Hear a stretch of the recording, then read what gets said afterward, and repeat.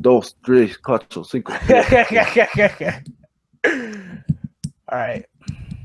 Hello and welcome to another edition of the podcast Legend Killers. Even though this isn't a podcast anymore, but we're still gonna go with the name because we're like Vince. We do what we want when we want. Yep. Screw the young talent. We will never put anybody else over that we don't like. That we don't like unless they kiss the ass of the boss. Yes, it's juicy. They have to join the Kiss My Ass Club. All right. So, Jay Wyatt, anything you want to talk about? Let's see. Okay, name is Jordan the Wrestling Fanatic. Oh, right. Jordan Fanatic. Fanatic. I love wrestling. But Yes. Okay, the topic of this episode will be about the younger talent, and the question is, do you guys feel like?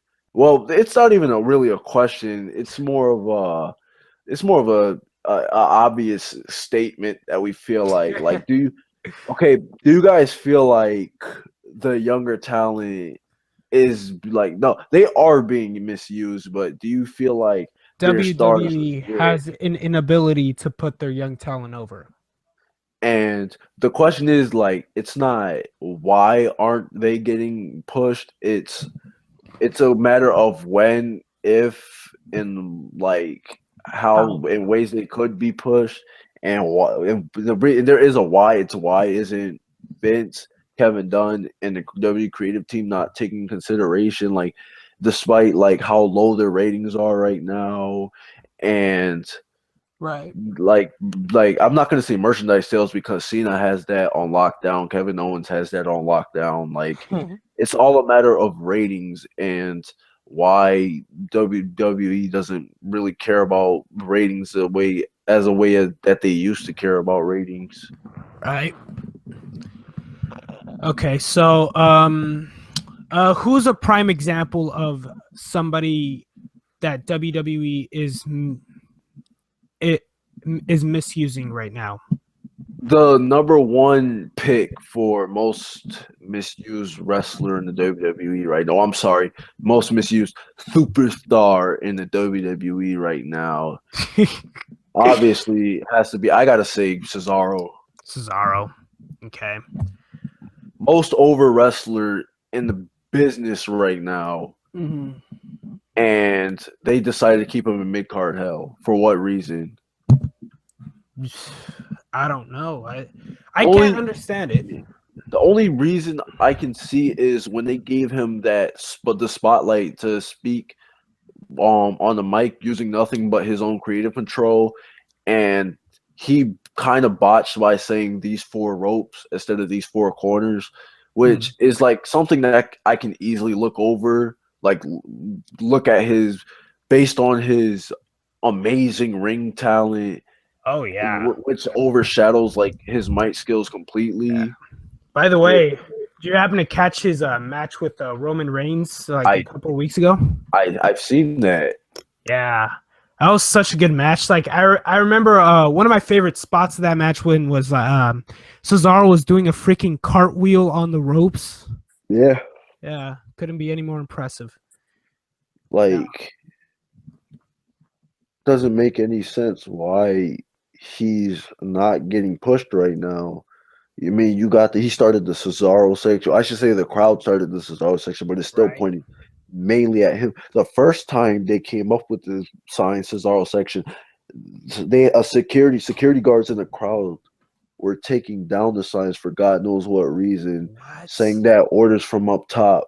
And the fans looked in, like, it made no sense. Like, you can tell from then and there that somebody up top does not want Cesaro to get pushed. Yeah, that's some shady business right there. And now with Cesaro's injury, I can easily foresee that once he comes back, he's not gonna get Yeah, any high people in people the think, oh yeah, he's getting injured. He's gonna come back. They're gonna make him a monster. No, they're not. They're gonna do exactly what they're doing with Rusev right now. They're gonna throw him in a yeah, random storyline based on some whatever ball pit that they got back there that they put in a little right, wheel. That they push like, all right, let's see what storyline we're gonna put this guy in.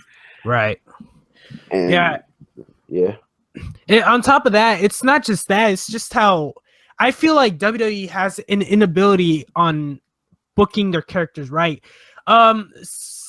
Someone that comes to mind is Seth Rollins. another one.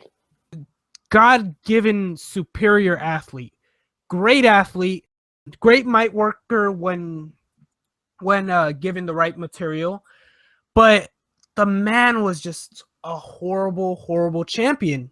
Let's face He it, was.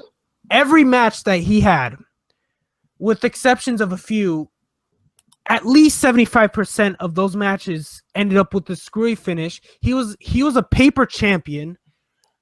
I and you know, and even if he did win cleanly, a majority of those matches were terrible. I mean, look at the Kane Seth Rollins match. That match was not good at all. The guy was booked Yeah, terribly. that's what us like as wrestling analyzers say when we say that Rollins was a terrible champion. We're not saying that he's a terrible wrestler like you guys point out, Not at 50. all. Like he deserves the championship. Like, okay, we get it. He does deserve the championship, He but just deserves not a book not like booked like the way he was. They booked him to basically look like a pussy coward that ran yeah, away. And when he finally did put up a fight, it didn't look correct because of all the ways he was previously booked. It's the same reason why we didn't take Sheamus seriously when he finally won the right. WWE Heavyweight Championship. Right. The only time he was actually like correctly booked was during his feud with Dean Ambrose. And of course, WWE, that's another guy right there that WWE refuses to do a good job with is Dean freaking Ambrose. Um It, seems it seems like whoever's on top of WWE right now is pretty allergic to talent. yeah. No. No, they are cuz they love to expose the bad in certain wrestlers. Look at Roman Reigns right now. Yeah, The guy's a great athlete. He has great matches. I can say that for a fact. He can be put in some good storylines. Now they exposed his bad side, which is his mic work, which like we have said before in previous videos, like that the guy is showing signs of improvement. But when you're giving him lengthy promos and he's not even coming up with it, then you're just forcing suicide on the man's career. it seems like they do that a lot with wrestlers most of the time. They put them in situations where their weakness is shown, and then they keep putting in that same circumstance. I don't know if it's to help train them to get better, or is it just to make us point out their flaws so that we'll hate them as a character, pushing them towards termination or put it down in mid card hell. Yeah. I'd say it's the first one because it wouldn't make sense for WWE to be so hell bent on Roman Reigns when they know that they're doing wrong. But then again, this is the same company that has just done so many stupid things that it's just um no, but getting back to people in mind, let's I've said my piece about Seth Rollins, I've said my piece about Roman Reigns. Now the Yeah. third Shield member, Dean freaking Ambrose, the next Stone Cold Steve Austin. But the problem is that he's losing all the freaking time. The man lost momentum losing to Bray freaking Wyatt, which is also another person that is being booked terribly in the WWE. Honestly, I can't understand what inconsistencies, what the stress. Okay, I'm losing. You know it's bad when Mick Foley, a legend in his own right, says that WWE is screwing up, Right, saying that Dean Ambrose could be the next hardcore icon of right, the WWE if they would push the boundaries and ignore all the deals and partnerships that they have with all these companies that don't even care about professional wrestling, aren't even doing Right. anything to help the company in ways Right. other than a few charity deals here and there, which in all honesty, they can get rid of a few because most of them are turning the company into a complete contradiction anyway Exactly. by saying stop bullying and then 5 minutes later have a baby face bullying a heel. Like it doesn't make any Ex- sense to me. exactly. Like take the be a star off and you'll be good. By the way, speaking of Mick Foley, did you hear about him threatening to stop watching the product? I did not, but Yeah. So he wrote like a blog where he was saying like he was talking about the WWE product becoming a lot more frustrating to watch. Or he went on to talk about Cesaro, who should be very over, and instead he's not. And I it's just I do know that JR frequently talks about how he's disappointed with the company right now. mhm. And you can just tell by his blogs that they're completely like half-assed and um they're not the quality that you know because JR is he's one of the best wrestling analysts out there. Oh yeah, without that, And without a question. if he's not interested, like you're doing You something know wrong. you're bad. Yeah. You're bad. So frequently he said that lately he's been watching mostly New Japan right now because Ah, New Japan really is one of the hottest promotion in the game right now right. due to they're starting to bring over a lot more American talent to Mhm. get more American fans interested.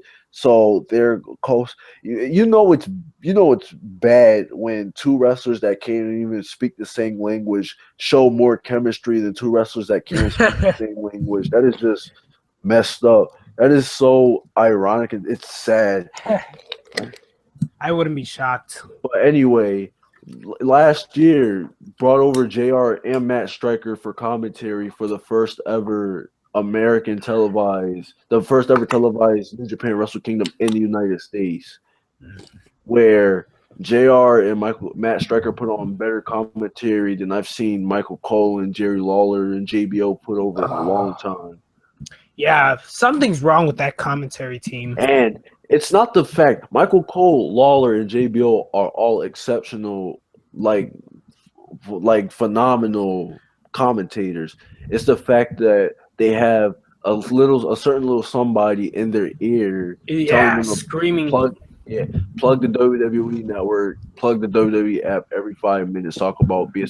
stuff that has nothing to do with the match. And chances are, knowing that certain little somebody, he's probably like screaming at their ear, like especially JBL's, like repeat certain shit over. Like, Yeah. let's say if we see Daniel Bryan doing a crossbody, of course you're gonna have Vince repeat in his ear, ergo, or if not that, they're gonna have them just completely trample the action and like distract and talk about like the most irrelevant shit. Um like a good example is like when they talk about like they reference like old TV shows for no apparent reason. Yeah, it's true. Yeah, Yeah. it's And shameful. what oh yeah. What I was about to say. All right, so they finally trained a younger commentator who used to be a former wrestler to be a Byron comment. Saxton. Yeah, Byron Saxon calls the match down to the middle, and people hate him for it. Yeah, I'm Which poor guy. poor guy. It infuriates me how people can't stand this guy, and he's doing the commentary that people have been asking He's for doing the years best of the now. three, actually. Oh, he doesn't say enough. He's not saying anything important. He's calling the match. He's doing a much better job than Michael Cole has in the past 3 years. Man, It sucks because it's a shame to see everybody treat him like even the commentary team. You can just see them like loathe Pretty being sure around him. that certain guy behind the mic, behind the headset, is telling them to, you know, Just stay dog on, on Byron. dog on Byron Saxton. He's not. Yeah, yeah, Make him look like the joke. God damn it. yeah. Yeah, I wouldn't. Yeah. I can't wait to put Byron in the Kiss My Ass Club. Because there's no chance in hell he'll come over. Yeah, man, that guy, that certain guy needs to get off the headset. Yeah. Just let the commentary team do its job. Cause did you see Beast in the East? Yes, with Brock Lesnar versus Kofi Kingston, correct? Yeah. Okay, so for that whole special, since it was in Japan, Michael Cole was. It was the first time in a long time Michael Cole was doing what's it called? Off the top. He was going off the top of his head, calling every match the entire night Really? without anybody in his ear. Yeah, that's why the whole night he was actually calling the match, because he didn't have to worry about the little certain somebody screaming in his ear the whole night. Huh. Pretty sure it was refreshing for him. Yeah, it had to be a lot less strenuous. I'm wondering. I feel like WWE, and I know for a fact this is the truth. WWE is playing a lot of favoritism. Yeah. Yeah, and one person that comes to mind is Dean Ambrose. Like, why are they not getting this guy over? He's just in the wrong place at the wrong time.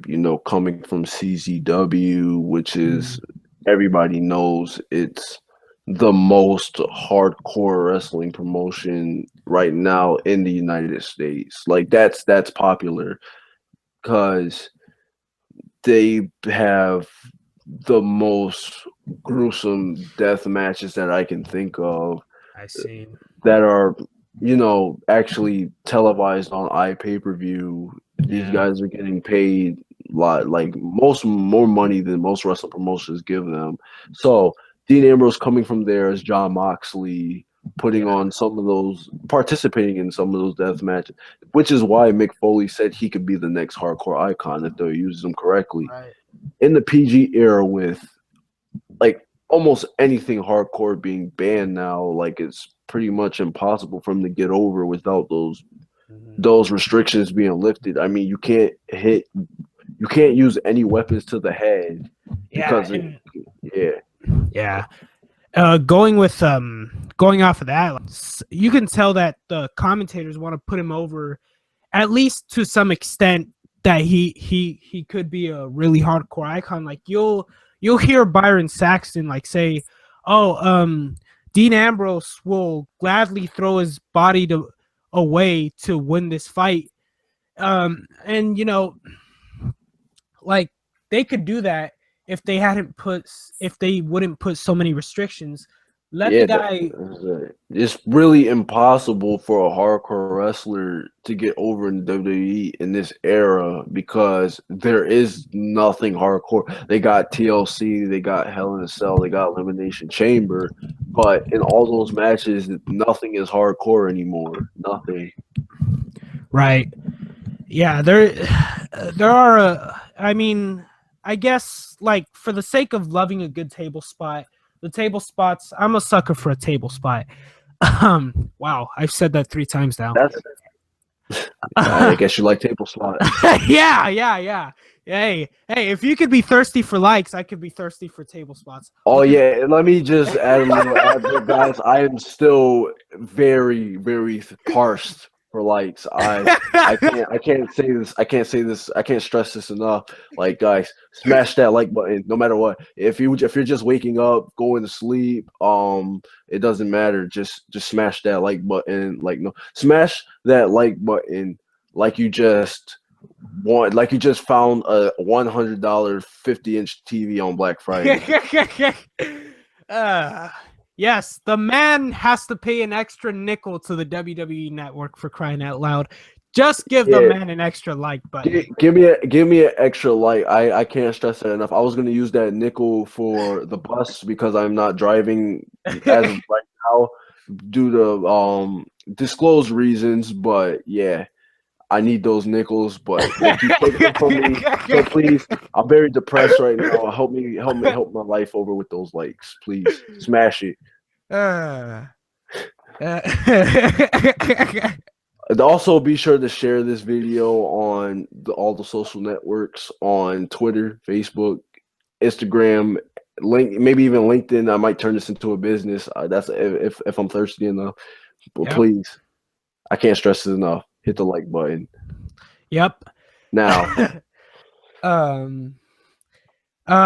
No. Okay. Get it. In all seriousness. Yes. I guess the table spots are like, I guess, the one thing that extreme matches can do.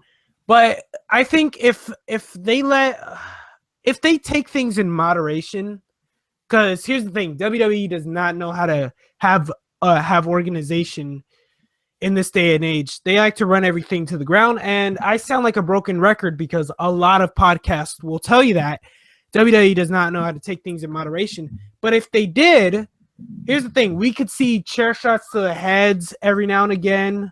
We could see a little bit of bleeding. It adds to the effect. You know, we could see a lot more hardcore stuff that WWE should be doing and producing and making their product a lot more watchable. But because of so many restrictions, they're not doing that. If they allowed a chair shot to the head every now and again, like just add to the shock effect, you know. The last good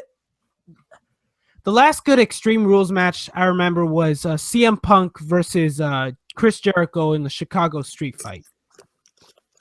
Since then, we have not seen one of those spots like be put as good as it did.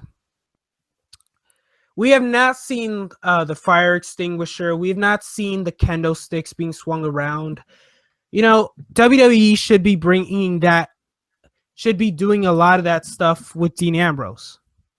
It seems to me that as the years go on, more and more moves are getting restricted for God knows what reason. I mean, come on, just look at the curb stomp. We were back then. It was a move. If a move caused an injury, or a wrestler were to even get a minor injury or get hurt a little, then they would ban the move. Nowadays, they're starting to just analyze even if it seems remotely dangerous. If it's a potential, I'm saying this potential. I'll say it again, potential threat of being an injury, they'll ban the move now. And it sucks because they use that same reason for Dean Ambrose's headlock driver. Yeah, it's true. Yeah, and which in my opinion was a much better finisher than his double arm DDT. And without even without even announcing or that he changed his finisher. Yeah, they couldn't have even changed his finisher name. They just quietly let the double arm DDT become his finisher, which ultimately makes no sense. It's gonna raise questions, like what happened to the headlock driver? You know, at least with Seth Rollins' curb stomp, they dropped it, but at least they gave him a different finisher. They gave him the pedigree, which makes sense. But that's not the point. The point is WWE should not be so strict. They should not have banned the curb stomp, just like they shouldn't have banned the headlock driver. And I have a big worry that they're gonna ban a lot more moves down the road because there are a couple of dangerous moves that are currently used in WWE today.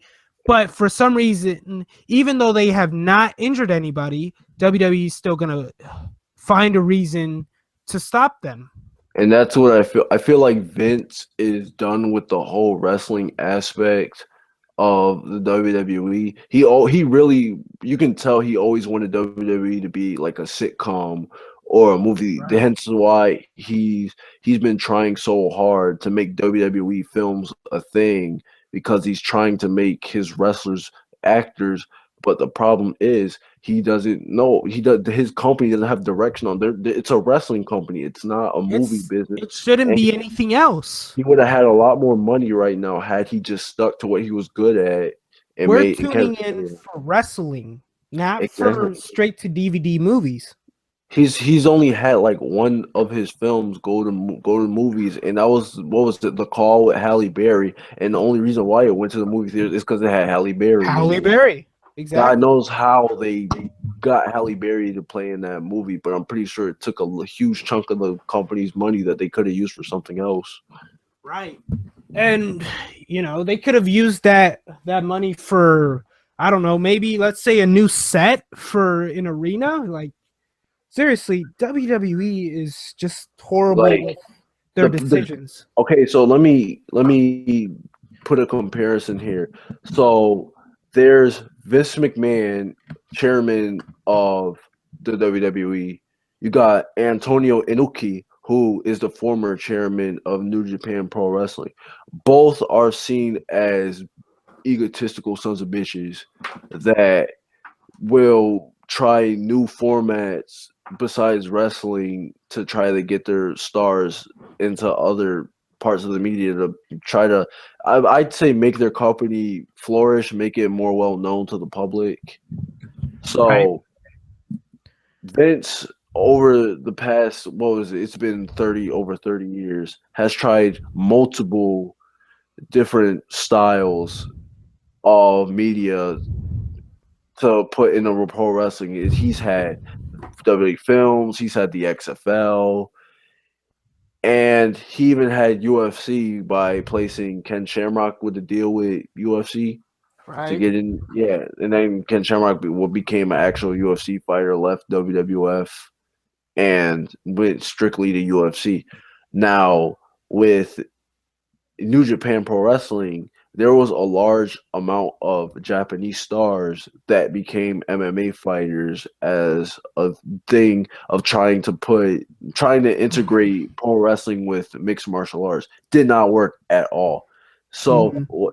what he did was he closed it and never tried it again. What Vince will do is if something doesn't work, he'll just keep doing it until somebody tells him to stop, and he'll keep doing it again. Right. And XFL, he had to stop because it was taking way too much money from his company than it needed to be. But with the film, I guess he still has enough money to get by, but he would have so much more money if he just dropped WWE films. right. Man, Vince is something else with decisions. Sometimes he'll make good ones, sometimes he'll make bad ones. And the fact that he's focusing more on WWE films rather than putting over his current like new generation talent is it really says a lot.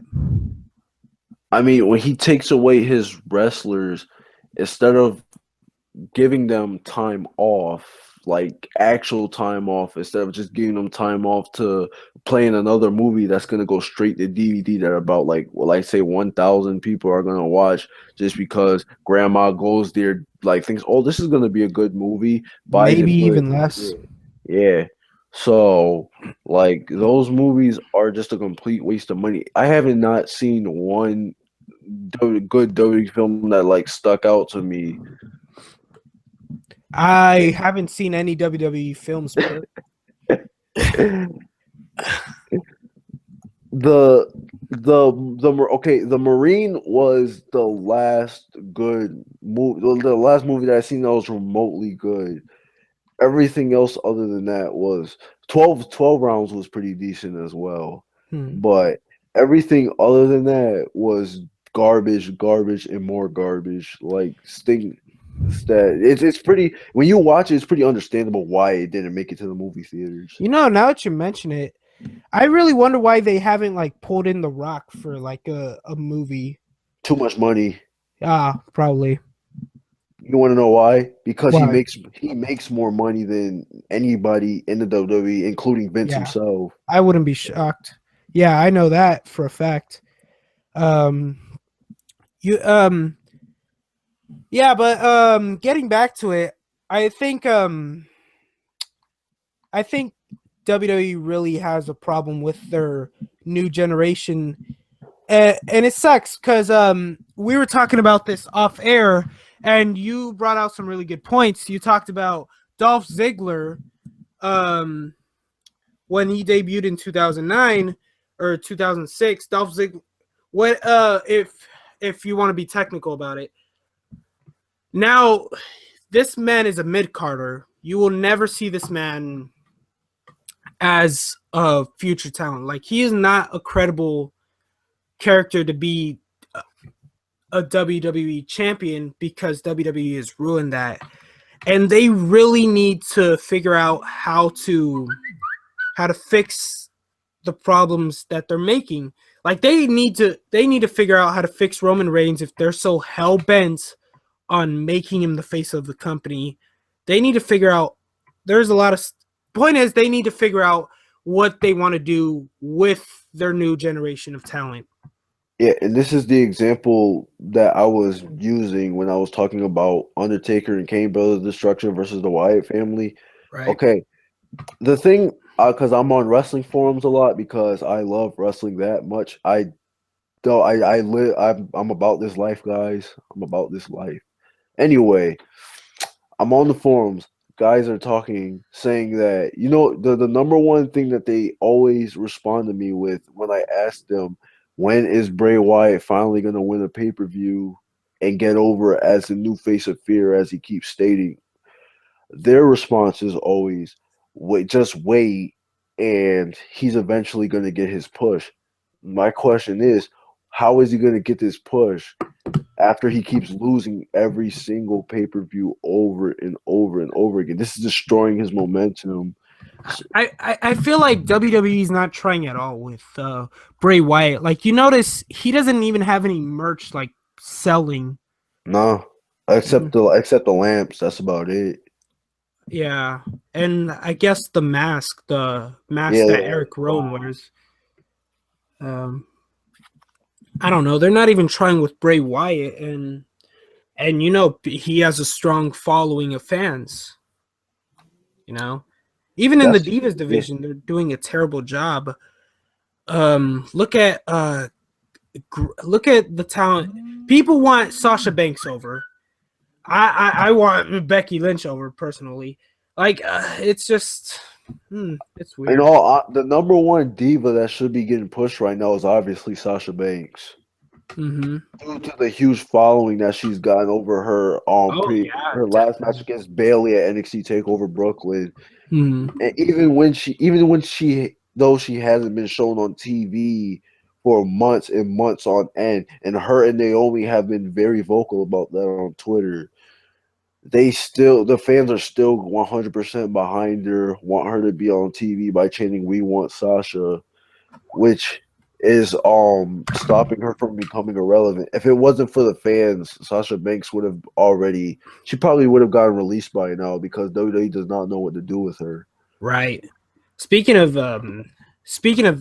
Naomi, there's another talent right there that I know Jordan Fanatic over here is a very big fan of, and I think they should repackage Naomi. Give her. She doesn't need repackaging. She just needs a push. That's it. Her character right now she is a phenomenal heel. That is Oh why I'm glad they put her with Sasha Banks because both of them are good heels. I honestly cannot understand why people say Naomi is a terrible wrestler. Like she's not a terrible wrestler. they say the response is, oh, her finisher is that she hits her opponents with her ass. Okay, she's not the only wrestler in the WWE that does that. That you smart Rikishi. There's even I'm aware that you don't watch NXT, right? I do Oh, sometimes. so you know about Asuka, correct? Asuka, yes, she's a great wrestler. Yeah. Also uses the rear view as a attack in the WWE. Well, So, well, what are you gonna say? to be fair, NXT gives a lot more screen time for the wrestlers to showcase what they have. Naomi hasn't really been giving that much time to showcase, while She Asuka has. she did when I forgot who was injured. It was right after AJ left. They had Naomi feuding with Paige for the Divas Championship, but Right. every time she would face Paige in the main event, she would never. When she would face Paige for the championship, not in the main event, but in the match for the championship, she would never win. Fact granted, for probably by the fact that I guess the WWE creative believes that the fans aren't behind her, even though they were saying that she was ready for the championship and she could have gotten a great push had they have given her the championship because she is a good heel, but they won't give her the opportunities that I feel like she's entitled to. Yeah. Like what divas right now do you see that's a high flyer like Naomi? High flyer, none. Yeah, not there's in on the main roster. But they're There's all pretty distinct in their own right. I mean M Becky, Charlotte and Natalia are submission their specialists. submission specialist. Becky is a Becky's a really suplex. good tech. Yeah, Is she's suplex and technical. um Sasha is I'd say Sasha is technical. Sasha. Yeah, she's a showman. Yeah. That's why people call her the female rock. Yeah.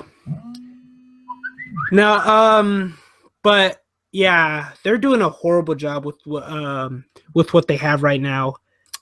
Naomi's a prime example. Becky Lynch is a prime example. Sasha Banks is a prime example. All of those three women, great wrestlers. They need a lot more screen time, personally, if you ask me. Exactly. Yeah. So yeah, I don't know if they're ever gonna. Well, they're gonna have to eventually use their younger talent because these what's it called? These legends and current top stars, they're not gonna be around forever. I don't even think Right. they're gonna be around in the next 5 years because most of them are already hitting their 40s. Most of So them are like yeah, close to retiring. yeah, they're about to retire. And WWE isn't like New Japan. The older stars they don't wrestle till they're dead. They once they hit their 40s, they start retiring, and Right. they either find other lines of work or they go into the independent scene and become trainers. Right. So, like I said, in the next 5 years, most of these stars like John Cena might become like a general manager or something. John But Cena, he might be the only one wrestling yeah, in 5 years from now. Just because knowing the work ethic that the guy has, he's like the only versatile one of like everybody in the ruthless aggression era. mhm. I mean, even Batista, Wait even one Ba- second. yeah. All right. You know what? Okay, so yeah, even a guy like Batista should be getting over. Um, you Mhm. know, it is what, or wait, should be getting over. What am I saying? No, even a guy like Batista doesn't have the versatility and work ethic that John Cena has, and he might be the only one 5 years from now down the road Yeah. wrestling. But other than John Cena, who else would be there 5 years from now other than John Cena? Wait, could you go? Absolutely nobody. Hey, Huh? could you go back to when you were talking about Batista? Oh, no, I was simply saying Batista was a man who Batista I was simply bringing up how Batista was a man who has a build that's so great in this, and he's not even as versatile as John Cena is. Yeah. Right. Okay. I have to take a call real quick. Take over for All me. right. All right. So we pretty much covered everything about this podcast. younger generation needs a lot of work. We're gonna see what the WWE does to them in 5 years. Guys, thanks for watching. I'm Jordan the Wrestling Fanatic. Thanks for watching. Please be sure to like, subscribe, add us on the following networks. Yeah, late.